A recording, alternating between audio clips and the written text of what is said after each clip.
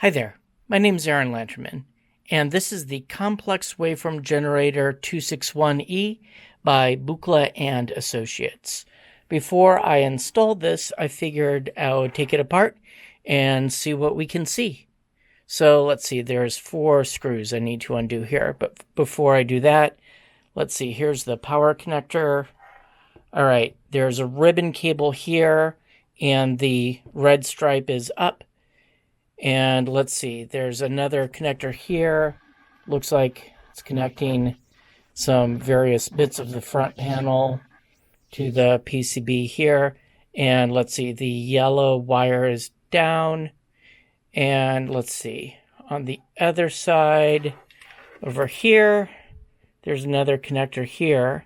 And let's see, the green is to the left, looking at the front of the panel. The green is to the right, looking at the back. And let's see, all these connectors are keyed, so I shouldn't be able to screw this up, but who knows. And let's see, looking at the bottom here, there's a connector with green to the right. All right, let's take a peek.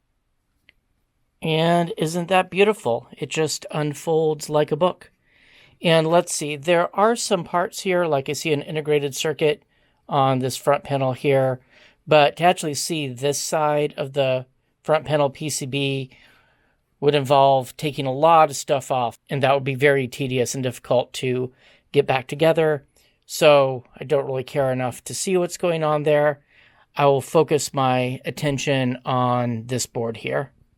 Oh, but first notice how they have to have these little cutouts on the PCB to make room for the banana jacks. And the banana jacks and the 1/8" jacks. Actually, these are technically not 3.5 millimeter jacks. I think they're tinny jacks. I think they're a little bit bigger than your standard 3.5 millimeter jacks. And my understanding is that you can kind of use 3.5 millimeter cords to plug into here, but you don't want to use tinny jacks cords to plug in 3.5 millimeter because you might damage them. At least that's my understanding. Okay, so fairly complicated build. Not as complicated as the Buchla 291 we looked at. Let's see, to see this board in more detail, I'm going to have to disconnect this ribbon here.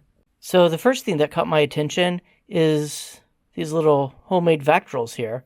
So this is labeled V10 and V8. So we have a light emitting diode next to a light dependent resistor. And I have these little black boxes labeled V's. So presumably, if we were to break into these boxes, we would also find these little homemade Vectorals. I wonder why they put these, let's see, there's 1, 2, 3, 4, 5, 6, 7 in these little boxes, but they have these just dangling out here without the box. If you have an idea, please leave a comment below. Down here, we have the microcontroller. Let's see, this is an 8051 F121. The 8051 is a pretty old microcontroller architecture, and we already saw an 8051 in the Buchla 291E. So I bet you that you'll see these in a lot of the 200 series modules, this 8051 series. So next to the microcontroller, we have an LTC 2620. This is an octal 12-bit digital to analog converter for generating the various control voltages for the various things on the board. So this probably is pretty close to the design of the original Buchla 259 complex waveform generator, not to be confused with the 259E, which is a digital oscillator. Anyway, the original 259 would be, of course, all analog, or I guess the 259 did have some computer control capabilities built into it. I think the digital to analog converters you would use with that are probably not on the 259. I think they're elsewhere, if I recall correctly. Anyway, here we have a bunch of computer control stuff built in, so we need a DAC. Okay, this is interesting. There's an LM13700 here. This is a dual operational transconductance amplifier. It's often used in voltage-controlled amplifiers and voltage-controlled filters, and I've even seen it used in voltage-controlled oscillators, although this probably is not part of the oscillator core. This is probably doing some sort of VCA type of thing somewhere. Let's see, we have 1, 2, 3, 4 LMC 6402 CMOS dual rail-to-rail op amps. Now, the rest of the chips on here are standard LF353 dual op-amp chips. Very common.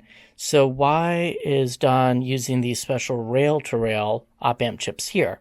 Well, the Buchla 259 uses CA3160 rail-to-rail op-amps as part of the timbre generation circuitry. It's involved in these diodeless deadband circuits that I talk about in one of the videos for my analog circuits for music synthesis class.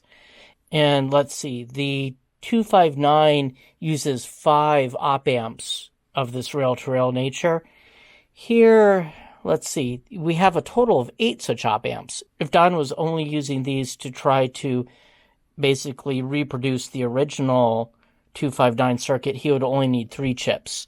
So I don't know if maybe the timbre circuit in the Buchla 261E actually has more folds in it, meaning it has more of these deadband circuits, or if maybe he's using one of these CMOS rail-to-rail op-amps for some other purpose beyond just the deadband. But I bet at least some of these are being used in the deadband circuit.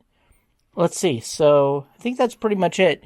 So that was a tour of the Buchla 261 oscillator board, board 2, revision 2, dated 7/21/05.